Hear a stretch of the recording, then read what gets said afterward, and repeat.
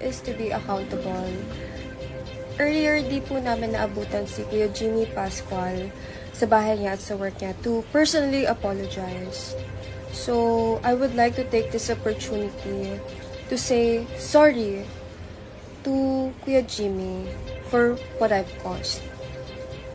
And of course, as well as to those people who got dragged into the issue, sorry din po sa citizen of Zambales, the riding community, especially the off-road community.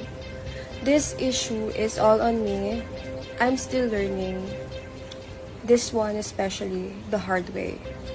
I promise to be more patient next time, especially on the road.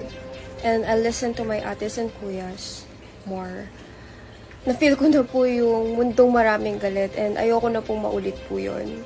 Again, sorry po at pasensya po ulit. Maraming salamat po.